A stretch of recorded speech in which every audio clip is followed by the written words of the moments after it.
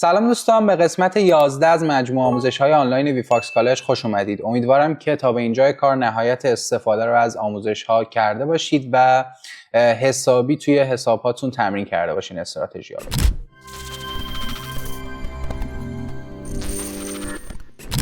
تو قسمت 11 یه سری مباحثی هستش که بیشتر با هم خواستم صحبت بکنیم و حالا سوالاتی که دوستان توی کامنت ها داشتن و اینکه در مورد استراتژی سوال کرده بودن و در مورد نحوه استفاده از ابزارهایی که معرفی شده داشتن رو میخوایم با هم بررسی بکنیم.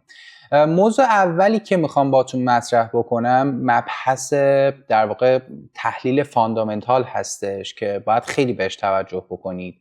ما حالا اگه کسی بیاد بگه که خب تحلیل فاندامنتال اصلا کاربردی نداره یا برعکس بیاد بگه که تحلیل تکنیکال کاربردی نداره، خب خیلی جمله درستی نیست و چرا که باید دو مبحث رو با هم انجام بدید و دو تا تحلیل رو با هم انجام بدید تا بتونید یک نگاه کلی و درستی رو به بازار داشته باشید و بتونید معامله های سودده داشته باشید. مبحث اول مبحث فاندامنتال هستش که در واقع در مورد داده های اقتصادی و به وضعیت کلی اقتصاد کلان داره صحبت میکنه که باید یک در واقع آشنایی کاملی داشته باشید. خب حالا ما چند تا مقاله در واقع در این مورد چاپ کردیم که توی ویفاکس کالج هستش، توی سایت میتونید مطالعه بکنید و حالا به مرور زمان هم اطلاعات بیشتری به دستتون میرسه. یه نگاه کلی باید داشته باشین به وضعیت اقتصادی فعلی بازار، اینکه چه نوع دولتی روی کار هستش، نگاه دولتی که روی آمریکا اومده به بازارهای مالی چی هستش و چه اتفاقاتی تو دنیا داره میفته. مسائل ژئوپلیتیکی خیلی مهمه و منجر به سعودی شدن در واقع بازارهای امن میشه توی دنیا که خب خیلی نکته خیلی مهمی هستش و تصمیم هایی که میتونید بگیرید در واقع خیلی میتونه کمکتون بکنه به تصمیماتون که در واقع سرمایه گذاری هایی درستی رو داشته باشید.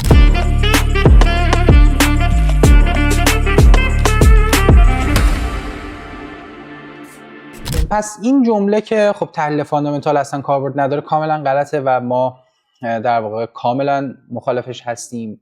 یک تحلیل کلی اول هفته باید داشته باشین که مثلا روز دوشنبه چه خبرهایی منتشر میشه از بازار آمریکا یا حالا هر جفت ارزی که کار میکنید، مثلا نیوزلند، کانادا، اروپا، حالا یوروزون چه اتفاقاتی براش داره میفته. مبحث بیکاری رو ما داریم، مبحث در واقع جی دی پی و همه مسائلی که حالا توی مقاله‌ای همشو جمع‌بندی کردیم و خب حالا توی دیسکریپشن براتون میذاریم لینکشو، میتونید مقاله‌شو مطالعه بکنید که خیلی کامل توضیح دادیم براتون. پس این مبحث فاندامنتال خیلی جدی بگیرین که خب خیلی به دردتون میخوره. با دید بیشتری، با آگاهی بیشتری وارد بازار میشین.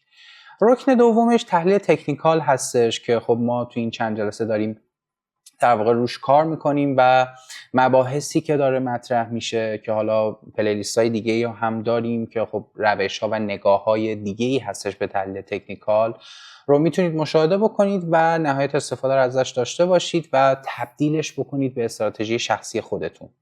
مهمترین نکته همینه که شما استراتژی که یاد میگیرید تبدیلش بکنید به استراتژی شخصی و استراتژی که برای تو تریدر سودده هستش. این نکته خیلی مهمه. حالا روی چارت با من همراه باشین تا یه سری نکات رو با هم مجدد مرور بکنیم.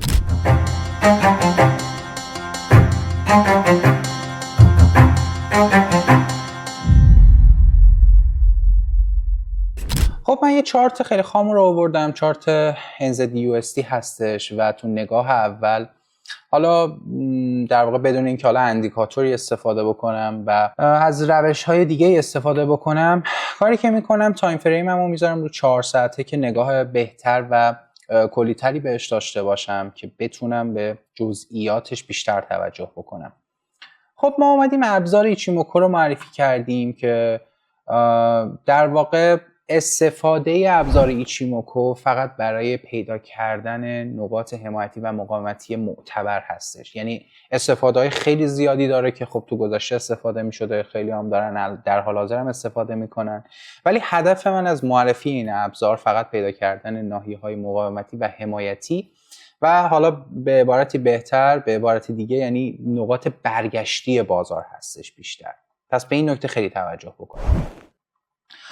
خب توی تایم فریم 4 ساعته حالا یا 1 ساعته بستگی به نگاه شما داره. خب اگه بخواین در واقع معامله های در واقع حالا با وین بالاتری داشته باشید، سعی کنید حالا از چارت مادرتون چارت 1 ساعته باشه، یعنی برای پیدا کردن نقاط حمایتی و مقاومتی معتبر از چارت 1 ساعته استفاده کنید. من کل حالا کندل ها رو حذف میکنم و در واقع شروع میکنم به پیدا کردن نقاط برگشتی مهم. خب طبق حالا تجربه‌ای که حالا تو بازار پیش اومده، میتونم حالا برای اینکه حالا در واقع دید بیشتری داشته باشم به مارکت، با توجه به این نقطه‌ای که هستش در واقع حالا میشه گفت بنچمارک، این قسمت رو مارک میکنم، بعدیش میشه ناحیه پایینترش و همه قله ها و دره های معتبر رو پیدا میکنم و مارک میکنم تا بتونم نقاط خیلی معتبر رو پیدا کنم. همینطور که میبینید حالا تقریبا نزدیکترین منطقه این عدد هستش با توجه به این دیتایی که هست. حالا من ضخامت در نظر میگیرم این منطقه رو و همچنین ناحیه‌های پایینتر که بتونم ناحیه‌های بیشتری رو پیدا بکنم. مبحث فلت ها خیلی مهمه، بازم دارم تاکید میکنم با توجه به این فلت شدن قیمت و حالا تقریبا این فلتی که ما تو این ناحیه داریم ناحیه‌های معتبری برای ما ساخته که ازش استفاده میکنم. ناحیه بعدی تقریبا این ناحیه میشه با توجه به این واکنش‌های قیمتی، این فلتی که اینجا هستش و فلت بعدی برای من خیلی معتبره. برای ناحیه‌های پایین‌تر هم خب ما دوباره فلت داریم، این ناحیه، تقریبا این ناحیه، حالا این منطقه و یه ناحیه دیگه ای هم که میتونم ازش استفاده بکنم تقریبا این ناحیه هستش. خب من در واقع نواحی معتبرم رو پیدا کردم و اصلا از چارت ایچیموکو رو حذف میکنم.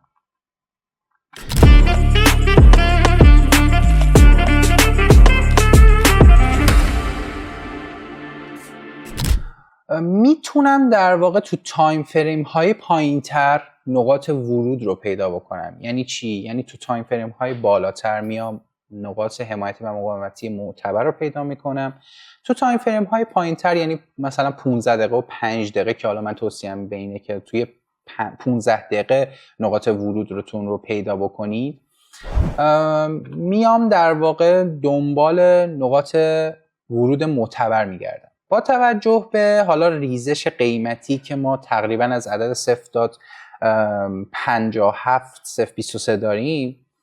من برای این که بخوام سناریوهای خودم رو داشته باشم، اولین اتفاقی که برای من هستش با توجه به حالا به فاندی هم که مطالعه کردم در مورد حالا در واقع نیوزلند و حالا دلار آمریکا، میام سناریوهایی برای خودم ترسیم میکنم که خب بیام میتونم اولین سناریوم این باشه با توجه به ریزش قیمتی که تجربه شده میتونم اینو متصور بشم که این ریزش قیمت اتفاق خواهد افتاد. خب اولین رفتاری که مارکت میتونه برای من داشته باشه همین ریجکت قیمت از همین ناحیه مقاومتی هستش به سمت پایین و هدف بعدیم در واقع هدف حالا منطقه حمایتی 0.56 379 حالا 380 هستش.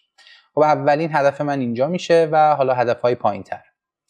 سناریو بعدی میتونه در واقع برگشت قیمت و تبدیل ساختار ریزشی به سودی باشه که یک کوچولو احتمالش کمه با توجه به حالا فاند و حالا در واقع استراکچری که توی در واقع تکنیکال داریم.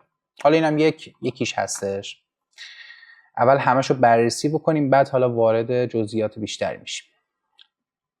استراتژی بعدی میتونه در واقع ادامه حرکت باشه که میتونم با توجه به رفتار معامله‌گرا تو ناحیه حمایتی بعدی ازش استفاده بکنم. یکیش که حالا ادامه روند هستش و حرکت آخر میتونه بیاد حمایت بایرها رو داشته باشه و به سمت بالا حرکت بکنه که خب در واقع این متحمل تر هستش.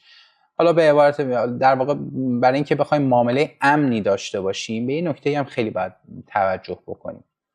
با توجه به در واقع این گپ قیمتی که من دارم و با توجه به ناحیه های حمایتی و مقاومتی که در واقع ایچیموکو هم به من تاییدیه‌شو داد، خب این ناحیه برای من خیلی مهم و معتبر میشه و اصلا میام با توجه به این در واقع گپ قیمتی که دارم، حالا بخوام مارکشم بکنم براتون،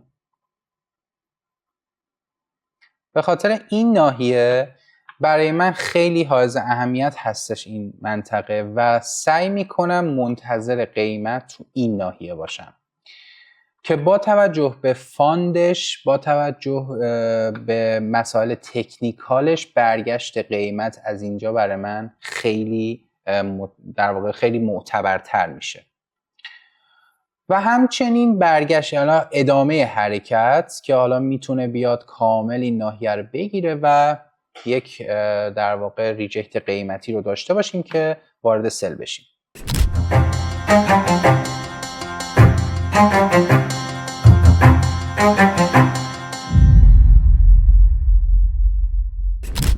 همه این سناریوها با توجه به رفتار کندل، با توجه به فاندی که اون لحظه ما داریم وارد معامله میشیم هستش که میتونه این سناریوها رو در واقع رقم بزنه.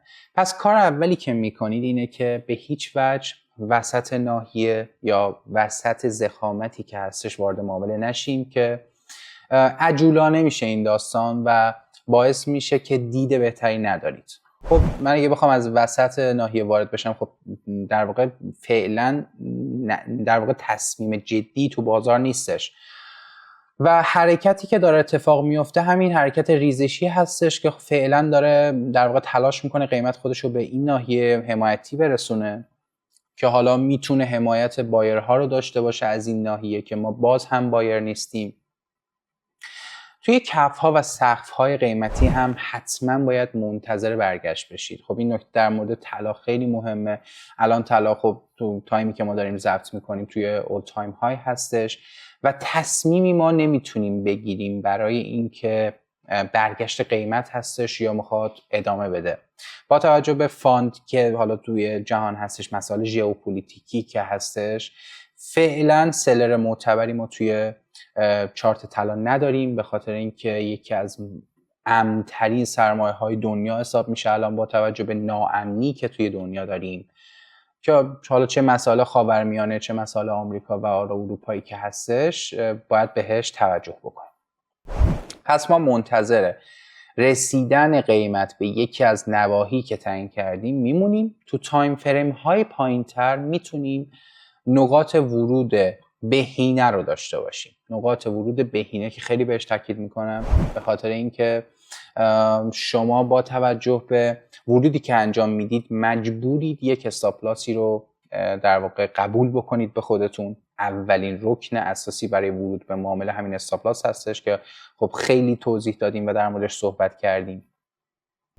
و حالا برای اینکه در واقع بخواین ورودهای معتبر و بهینه‌تری داشته باشید از ابزار ایچیموکو قطعاً باید استفاده بکنید. حالا با توجه به حرکتی که داریم، خب ناحیه‌های 61 و 78 ناحیه‌های برگشتی معتبری هستش، به خاطر همینه که حالا ما این برگشت قیمتی رو داریم.